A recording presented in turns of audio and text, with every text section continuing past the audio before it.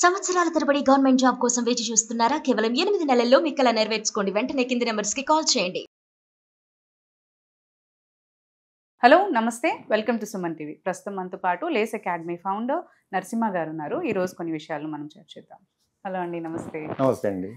Training అయితే మనకు నార్మల్గా అవసరం అంటున్నారు, యాప్టిట్యూడ్ టెస్ట్ కానీ బ్యాంకింగ్కి కానీ లేదంటే ఎస్ఎస్సీ ఎగ్జామ్స్ వంటి టెస్ట్లకి. సో ఒక పర్సన్ మనకి ఒక అకాడమీ, ఏదన్నా ఇన్స్టిట్యూట్ కానీ అకాడమీ కానీ ట్రైనింగ్ పర్పస్కి చూస్ చేసుకోవాలి అనుకుంటే ఒక స్టూడెంట్ ఎలాంటి ఫీచర్స్ చూడాలి అకాడమీలో, అంటే ఏమేమి ఉన్నాయి మనకి అనేది చూసుకొని వెళ్ళాలంటారు? ఓకే, సో మంచి క్వశ్చన్ యాక్చువల్గా. ఎందుకంటే మనం ఒక ఫోన్ కొనాలన్నా ఒక 100 ఫీచర్స్ ఆలోచిస్తాం. ఎగ్జాక్ట్లీ, అవును. లాస్ట్కి తీసుకున్నాక అన్నీ ఒకేలాగా ఉంటాయి, అండ్ దాంట్లో సగం ఫీచర్స్ మనం వాడము కూడా. ఓకే, కాకపోతే తరబడి మనం చూస్తూ ఉంటాము. సో ఇప్పుడు యాక్చువల్గా జీవితానికి సంబంధించింది. ఎందుకంటే ఒక చోట ప్రాపర్ గా ట్రైన్ అప్ అయ్యి జాబ్ క్రాక్ చేస్తే ఒక కెరియర్ సెట్ అవుతుంది. ఒక పర్సన్ ఒక ఫ్యామిలీలో కెరియర్ సెట్ అవుతే వాళ్ళ ఫ్యామిలీతో పాటు పక్కన ఇంకో 5 ఫ్యామిలీలు కూడా ఎకనామిక్ గా అడ్వాంటేజ్ అవుతాయి అనేది ఒక ఎకనామిక్ థియరీ. సో ఒక స్టూడెంట్ కనుక తన ఎకనామిక్ స్టేటస్ ని బాగుపరచుకోగలిగితే, కెరియర్ సెట్ చేయగలిగితే చాలా లైఫ్స్ బాగుపడతాయి. సో మరి ఇప్పుడు ఇంత ఇంపార్టెన్స్ ఉన్నప్పుడు అసలు అకాడమీని ఎలా చూస్ చేసుకోవాలి అంటే, నేను నార్మల్ గా మా స్టూడెంట్స్ కి ఎప్పుడు చెప్పేది, ఫస్ట్ ఎడ్యుకేషన్ లో బ్రాండ్ నేమ్ వదిలేయండి. ఫ్యాషన్ లో బ్రాండ్ నేమ్ ఉండొచ్చు, ఏముంది, బట్టలు చినిగిపోయినా నష్టం లేదు. మహా మనం పెట్టిన 1000 రూపాయలు పోతే మళ్ళీ నెక్స్ట్ టైం పెట్టాం.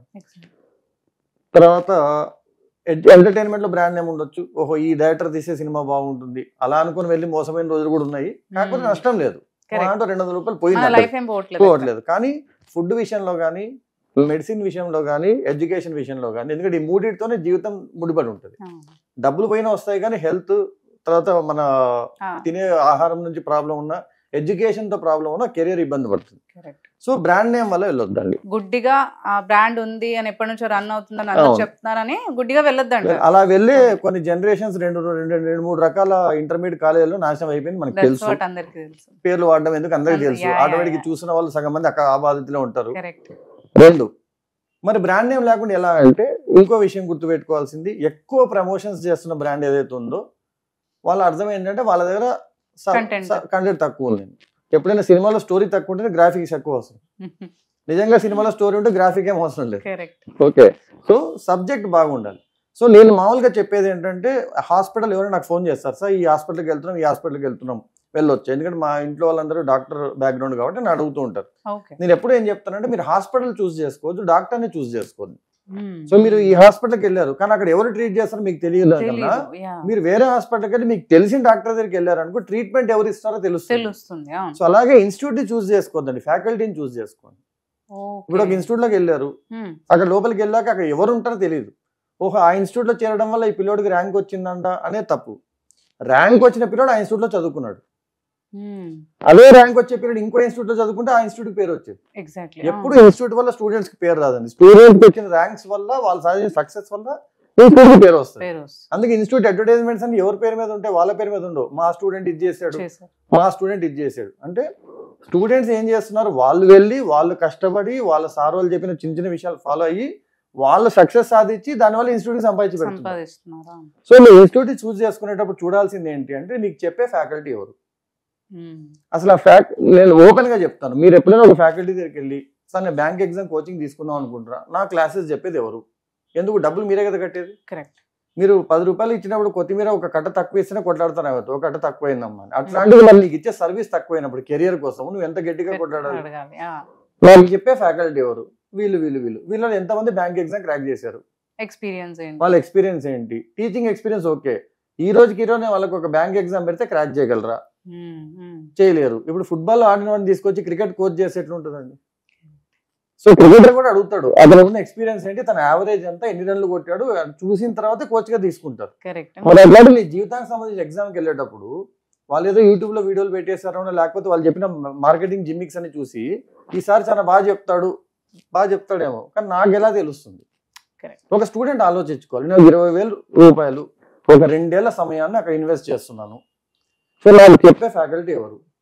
ఇంకొకటి, చాలా ఇన్స్టిట్యూట్స్ ఒక ఫ్యాకల్టీ ఫేస్ చూపిస్తారు, ఆ ఫ్యాకల్టీ 1-2 క్లాసెస్ తీసుకుంటారు, మిగతా 100 క్లాసెస్ తీసుకుంటారు. అలాంటప్పుడు మీరు ఏం చెప్తారంటే, నేను కట్టిన ఫీజు సగం వెనక్కియండి. ఎందుకు, నేను ఆయన కోసం కట్టాను, నాకు చిరంజీవి సినిమా చూపిస్తాను, నువ్వు లోపలికి వచ్చే చిరంజీవి అలా వచ్చి వెళ్ళిపోయాడు మెరుగు తీగలాగా, వేరే సినిమాలో చూస్తున్నాడు, నాకు ఇష్టం లేదు. So you should be able to command. So institute ఎప్పుడైనా చూస్ చేసుకున్నప్పుడు ఫ్యాకల్టీ ఎవరు, వాళ్ళు నిజంగా ఎన్ని ఎగ్జామ్స్ క్రాక్ చేసిన ఎక్స్పీరియన్స్ ఉంది, అండ్ మీకు ఎవరైతే ఫ్యాకల్టీ క్లాసెస్ చెప్తా అన్నారో అదే ఫ్యాకల్టీ క్లాసెస్ తో పాటు మీకు వచ్చిన డౌట్స్ ని క్లారిఫై చేయడము, మీరు రాసిన మార్క్ టెస్ట్ ని అనలైజ్ చేయడం, అండ్ మీకు పర్సనల్ గా కెరీర్ కౌన్సిలింగ్ చేయడం, అవన్నీ కూడా ఆ ఫ్యాకల్టీగా చేస్తున్నారా. అది చేయకపోతే then don't go to that institute. And most importantly, మీరు 500 మందిలో 200 మందిలో ఒకరిగా ఉంటున్నారా, లేదు ఫ్యాకల్టీ ప్రతిరోజు మీతో కొంచెం టైం స్పెండ్ చేయగలుగుతున్నారా లేదా. ఎందుకంటే 500 మంది క్లాస్లో ఉన్న ప్రతి ఒక్కరు అదే ఫీజు కట్టుంటారు. సో ఇప్పుడు ఒక ఫ్యాకల్టీ మీతో పర్సనల్ గా టైం స్పెండ్ చేయలేనప్పుడు, లేదు వారానికి ఒకసారైనా మీతో మాట్లాడి మీకు ఇది గైడెన్స్ అమ్మని చెప్పలేనప్పుడు, దానికోసం వాళ్ళు సపరేట్ గా కెరీర్ కౌన్సిలర్స్ అని ఉంటారు. ఆ కెరీర్ కౌన్సిలర్ అడగండి, మీరు ఎంతమందికి అద్భుతంగా కెరీర్ చేయించగలిగారు. So career counsellor can never understand the student అండి, teacher can understand the student. కొన్నిసార్లు పేరెంట్స్ కూడా తెలియని విషయాలు నేను చెప్తుంటాం. సరే మీ అమ్మాయి మ్యాథ్స్ బాగా చేస్తుంది అనుకుంటున్నారు, తన మ్యాథ్స్ కన్నా అర్థమెటిక్ బాగా చేస్తుంది, రీజనింగ్, ఎందుకంటే నాకు ఒక నెల రోజులతో తన కనెక్ట్ అయ్యాక బ్యాంక్ ఎగ్జామ్స్ కావాలి సార్ అని వచ్చిన అమ్మాయిని నేను, లేదమ్మా నువ్వు ఎస్ఎస్సీ అయితే త్వరగా క్రాక్ చేస్తావమ్మా అని చెప్పి 1 year లో ఎస్ఎస్సీ క్రాక్ చేయించిన రోజులు ఉన్నాయి. తన బ్యాంకింగ్ ట్రై చేస్తుంటే 2 ఏళ్ళు పట్టేది. సో అలా ఒక టీచర్ కనెక్ట్ అవ్వగలగాలి. మీకు ఏ ఫ్యాకల్టీ అయితే ట్రైనింగ్ ఇస్తున్నారో ఆ ఫ్యాకల్టీకి ఎక్స్పీరియన్స్ ఉండాలి, ఎగ్జామ్స్ క్రాక్ చేయగలిగేంత స్తోమత ఉండాలి, ప్లస్ మీకు ఏ ఫ్యాకల్టీని ప్రామిస్ చేస్తారో వాళ్ళే మీ క్లాసెస్ అన్ని తీసుకోవాలి. అండ్ మీరు మాక్సిమం ఒక 60-70 మంది కన్నా ఎక్కువ ఉండే క్లాస్ లో ఒక స్టూడెంట్ గా ఉండకూడదు.